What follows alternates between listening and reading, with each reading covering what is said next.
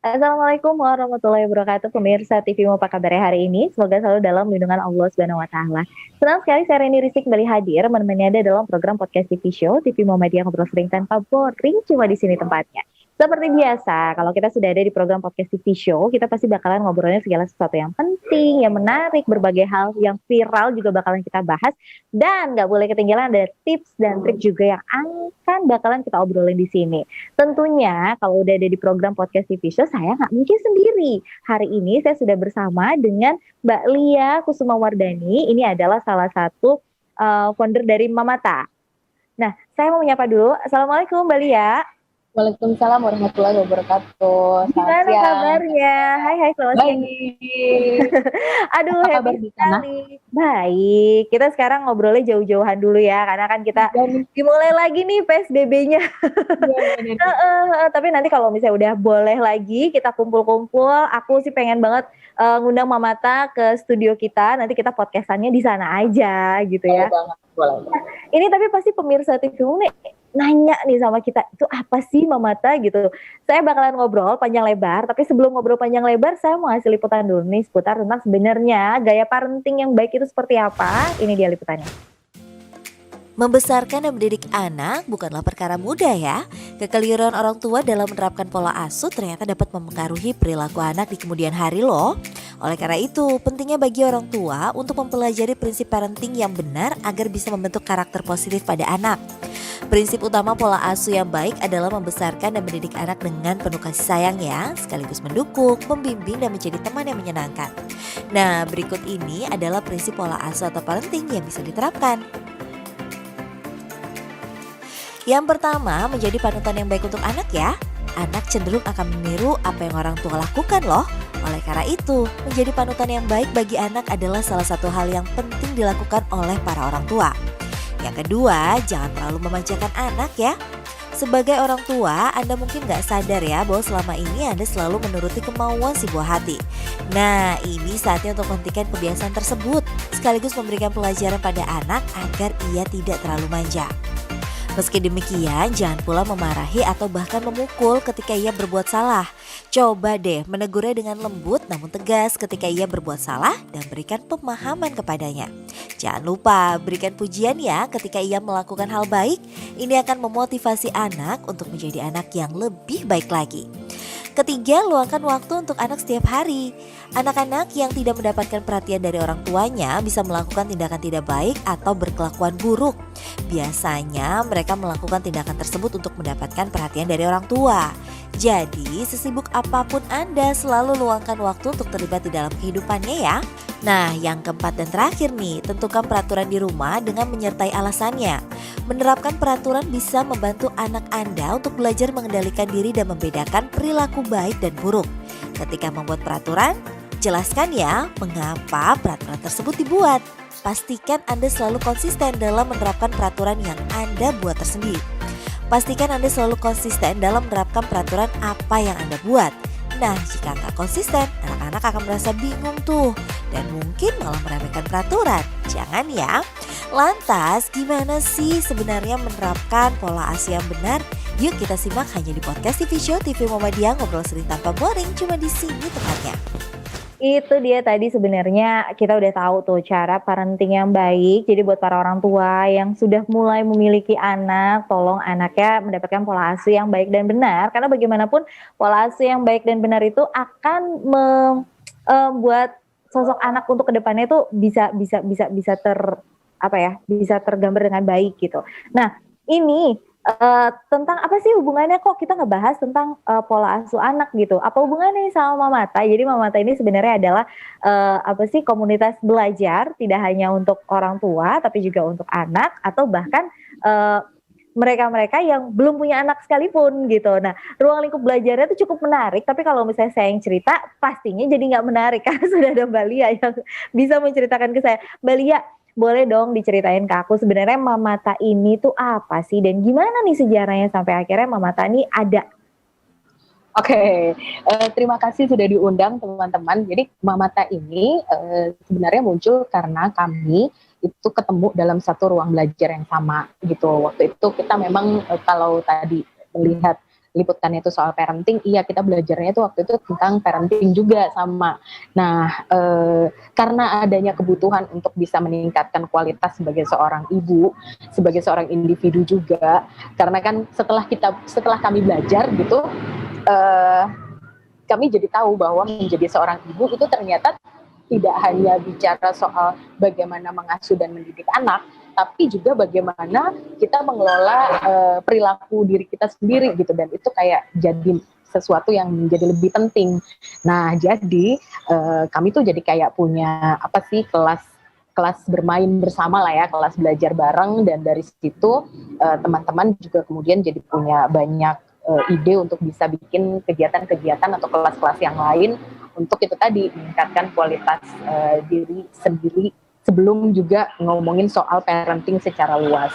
Nah, dari situ kemudian jadi punya kegiatan-kegiatan yang terbagi-bagi lagi nih, Karisti. Jadi ada kegiatan untuk kami yang sudah menikah dan punya anak, ada juga untuk teman-teman yang ternyata udah mulai belajar, mulai dari belum menikah gitu, bahkan belum punya pasangan gitu ya, belum ada rencana menikah, mereka juga udah pengen belajar, karena ini materi-materi yang biasanya dibahas di Mamata itu lebih banyak bicara soal perilaku secara umum gitu.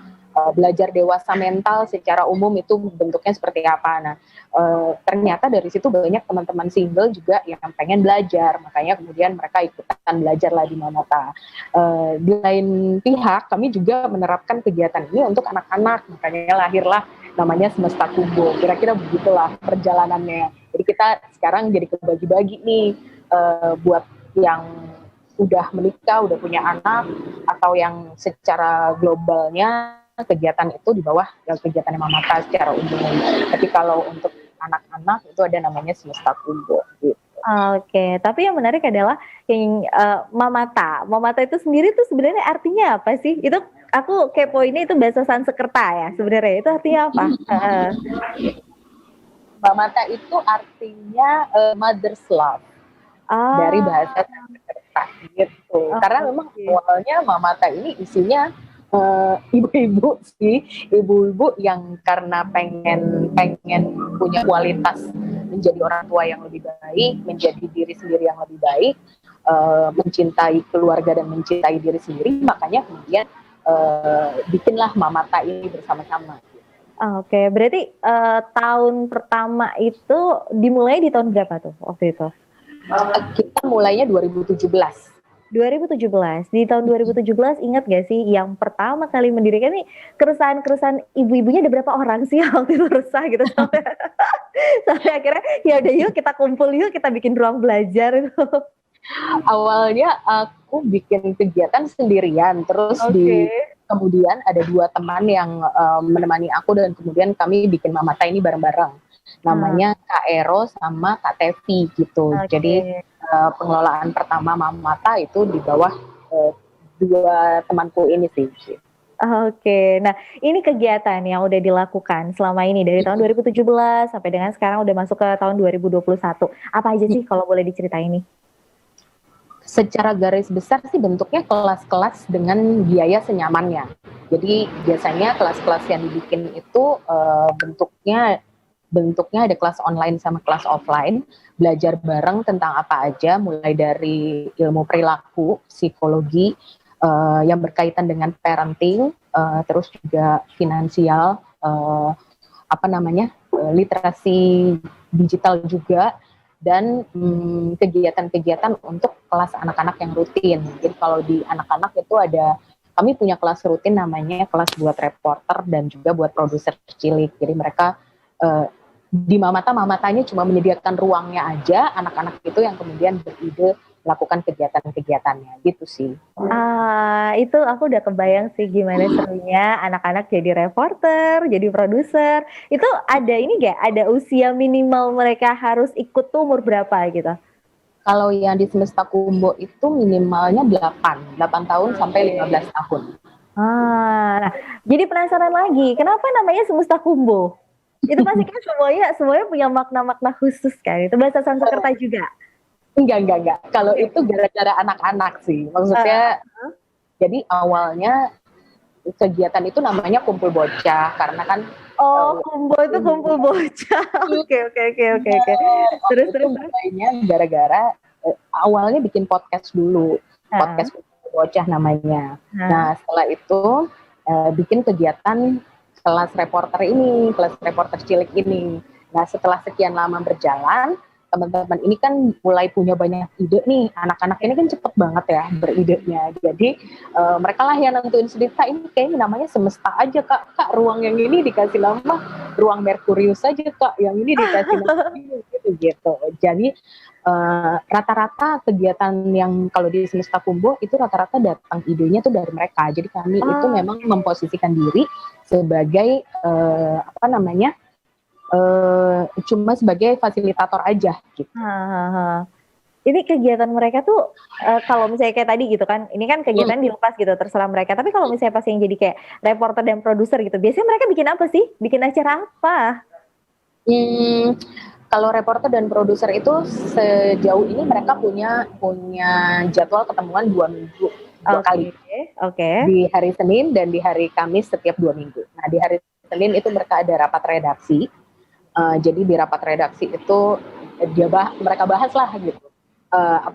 Untuk yang hari Kamisnya itu nanti persiapannya kayak gimana aja, mereka perlu bertanya apa aja, udah dapat materi apa aja tentang si narasumbernya. Nah di hari Kamis itu mereka ketemu sama narasumber, jadi mereka wawancara sama si narasumber itu.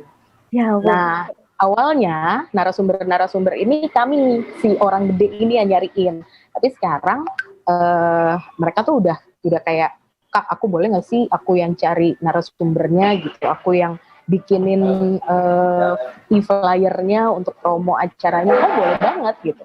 Makanya setelah itu jadi ada produser cilik atas inisiasinya mereka juga jadi ada kayak kelas bikin desain paling gampang-gampangan pakai Canva, itu juga karena mereka yang pengen gitu. Jadi sekarang selain ada reporter cilik, si anak-anak ini juga udah meng-arrange sendiri kegiatannya untuk yang si Senin dan Kamis itu. Mereka udah kayak mereka isi form gitu, bikin data, nanti hari Kamis tamunya siapa, desainnya perlu diisi apa aja, mereka yang berhubungan dan kontak dengan narasumber gitu.